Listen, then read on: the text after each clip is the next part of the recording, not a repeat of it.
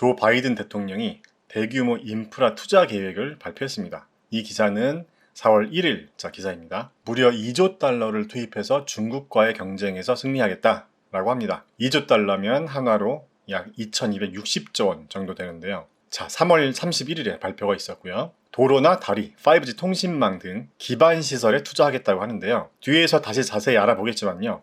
아무튼 2조 달러 정도의 금액이면 미국 GDP의 10%에 달하는 규모라고 하고요. 총 8년의 장기 투자 프로젝트라고 합니다. 그래서 2조 달러나 되는 돈을 어디에다 쓰는지 한번 보면요. 고속도로나 항만, 대중교통 기반 시설을 재건하는데 약 6,500억 달러가 쓸 예정이라고 하고요. 노인과 장애인 등 복지 관련 예산으로 4천억 달러, 그리고 주택 인프라에 3천억 달러를 배정했네요. 미국 제조업 부흥에는 3천억 달러가 투자될 계획이라고 합니다.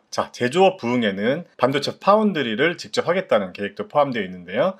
뒤에서 다시 알아보겠습니다. 그리고 5G 통신망의 전 지역 구축이나 기타 시설 개선 등에도 예산이 배정될 전망이라고 합니다. AT&T나 버라이즌 주가도 앞으로 좀 오르려나요? 아무튼 그래서 이 돈은 어떻게 마련할 거냐, 이게 중요한 거죠. 여기 보시면 재원은 고소득층이나 기업에 대한 증세로 마련하겠다고 하는데요. 법인세 비율을 21%에서 28%로 올린다고 합니다. 참고로 트럼프 때는 법인세율을 35%에서 21%로 인하했었죠.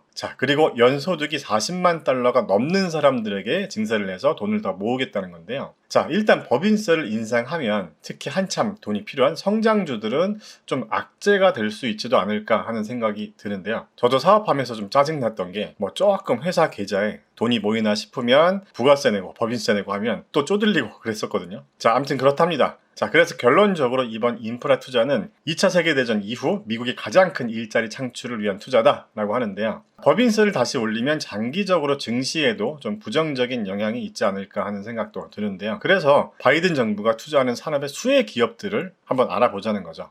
어느 산업이 수혜를 볼 건지 다른 기사도 좀 찾아봤는데요. 배터리, 반도체, 청정 에너지의 혁신을 주도해서 중국과 경쟁에서 앞서겠다고 합니다. 배터리는 중국의 CATL이나 한국의 LG나 삼성 SDI, 그리고 SK 이노베이션 같은 기업들이 주도하고 있고, 반도체 생산 부분은 삼성전자나 대만의 TSMC 같은 기업들이 꽉 잡고 있잖아요. 미래의 핵심이 되는 배터리나 반도체 같은 산업들도 한국이나 중국, 대만 같은 아시아 국가들에게 주도권을 주기 싫다는 거죠. 그리고 여기 보면요. 전기차 충전소 50만 개를 설치하겠다고 합니다. 지금 전기차 충전소 관련주들도 실적 대비 주가가 심하게 많이 올라있죠. 이 부분도 뒤에서 다시 알아보겠습니다. 그래서 바이든의 2조 달러 투자 계획 중에서 5천억 달러는 반도체 산업에 투자한다고 했다는데요. 그 시기에 맞춰서 인텔도 다시 파운드리를 하겠다고 하면서 200억 달러를 투자하겠다고 합니다. 근데 이 미세 공정에서 삼성이나 TSMC한테 밀리고 있는데 이 부분을 따라잡을 수 있을지는 조금 의문이긴 합니다.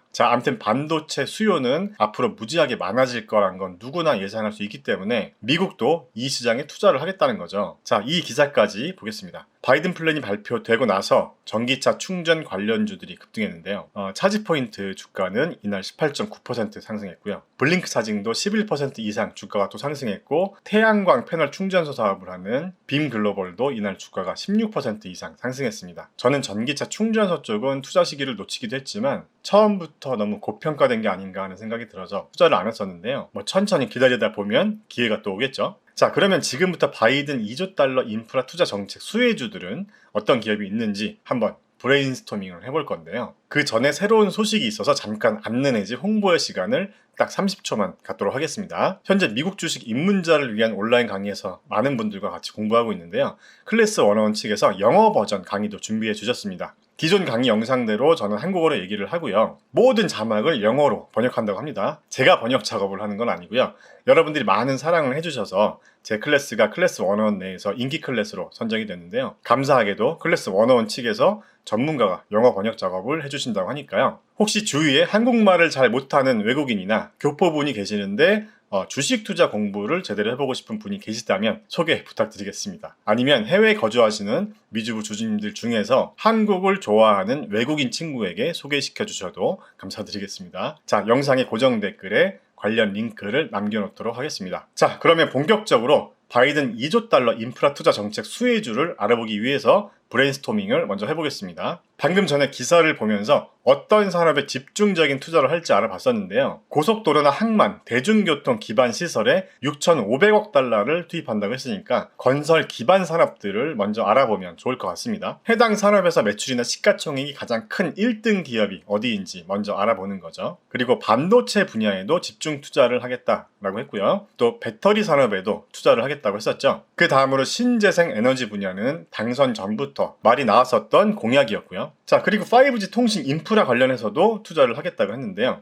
참, 전기차 충전소도 있었죠. 전기차 충전소까지 키워드에 추가하겠습니다. 자, 일단 여기까지만 해서 키워드를 한번 확장해 보겠습니다. 자, 먼저 건설 기반 산업에서는 인더스트리얼 섹터의 건설 기계 관련 산업에서 캐터필러라는 기업이 시가총액이 가장 컸고요. 주가도 꾸준히 우상향하고 있었던 기업입니다. 그리고 파카라는 기업도 적어봤는데요. 2021년 1월 20일부터 아크인베스트가 이 기업의 주식을 매수하기 시작해서 제 개인적으로도 관심 종목에 넣어두고 있었던 기업이기도 합니다. 그리고 반도체 산업에서는 최근에 파운드리를 직접 하겠다고 선언한 인텔을 일단 적어봤습니다. 배터리 산업과 관련해서는 많은 기업이 있겠지만요. 몇 개 기업만 나열해 보겠습니다. 자, 먼저 테슬라가 있죠. 직접 배터리를 생산하니까요. 그리고 퀀텀 스케이프도 전고체 배터리를 개발하는 기업이고요. 알버말이나 리벤트 같은 기업도 관련 산업에 기업이라서 이렇게 나열해봤습니다. 자, 이 배터리 산업 관련해서는 지난 영상에서 한번 자세히 다뤘었으니까요. 아직 이 영상을 못 보신 분들은 한번 봐주시면 참고가 될 것 같습니다. 자, 그리고 신재생 에너지 쪽은 우선 태양열 에너지 관련 기업들을 나열해봤는데요. 솔라이츠나 엠페이스,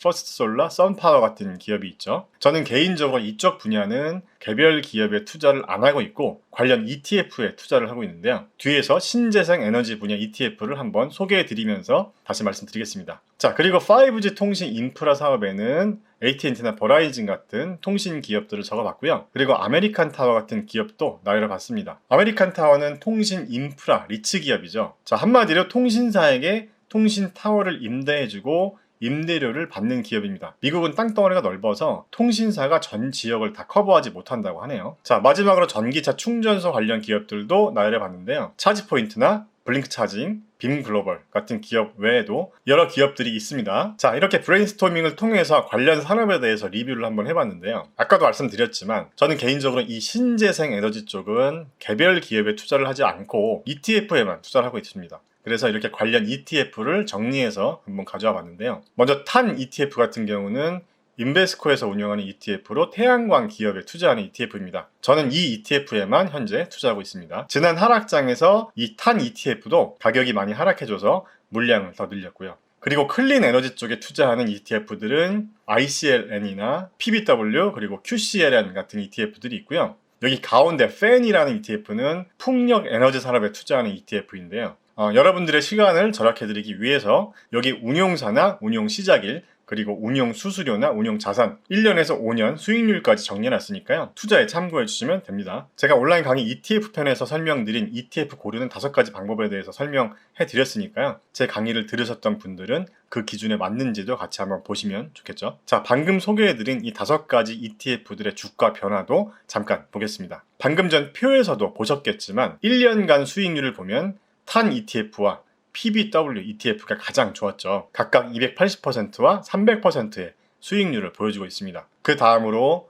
QCLN의 수익률이 270% 정도 되고 ICLN은 164% 정도 되네요. 풍력 에너지 산업에 투자하는 FAN ETF의 수익률이 상대적으로 가장 낮습니다. 자, 그래도 100% 가까운 수익률이네요. 모두 S&P 500 지수를 크게 앞서고 있습니다. 다음으로 친환경 기반 시설에 투자하는 분야들 중에서 전기차 충전소 관련 기업들이 있었죠. 차지포인트나 블링크 차징 그리고 빔글로벌이 있었고요. 또 스펙 상장 기업들도 있는데요. CLII나 TPGY도 각각 EVGO와 EV박스란 전기차 충전소 기업들과 스펙 합병을 통한 상장이 진행 중인 기업들입니다. 이 기업들도 1년간 주가 변화를 한번 볼까요? 어떤가요? 블링크 차징은 무려 2400%가 넘는 주가 상승이 있었네요. 와, 이게 주식인가요? 그리고 차지포인트의 1년 수익률이 200% 정도 되고 빔글로벌도 수익률이 거의 450% 가까이 되네요. 제가 이 기업들을 자세히 보진 않았지만요. 지금 들어가도 될지 말지에 대한 판단이 서지 않더라고요. 그냥 너무 기대감만으로 과열되어 있다고도 생각합니다. 앞으로 유망한 산업이란 건 알겠는데요. 이미 한 3년치 기대감이 지금 주가에 다 반영이 되어 있다면 지금 들어갈 수 있을까요? 아무튼 이쪽 관련 기업들도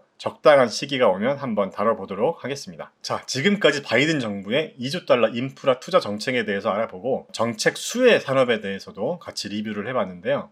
오늘의 결론으로 마무리하겠습니다. 바이든 정부가 법인세 인상을 하는 부분이 장기적으로 증시에 부정적인 영향이 있지 않을까 우려가 되기도 하는데요. 그래서 정책 수혜 기업을 미리 알아보고 관심 종목에 넣어두면서 포트폴리오 전략을 한번 짜보면 어떨까 하는 생각으로 오늘의 영상을 준비해 봤습니다. 하지만 이미 주가에 반영이 되어 있거나 주가가 과열된 기업들은 투자에 주의가 필요해 보입니다. 너무 유망하다고 무턱대고 들어가면 안 되니까요. 나만의 투자 기준으로 가치 평가를 해보고 투자 여부를 검토해야겠죠. 그리고 개별 기업에 투자하는 게 힘들다면 관련 ETF에 투자하는 것도 좋은 방법이라고 생각합니다. 방금 전에 보여드렸었던 신재생 에너지 ETF들의 1년 수익률만 봐도 굳이 개별 종목에 투자할 필요는 없다는 게 느껴지지 않나요? 자, 그러면 오늘도 후회 없는 하루를 보내셨길 바라겠습니다. 오늘은 여기까지입니다. 다음 영상에서 또 만나요. 안녕.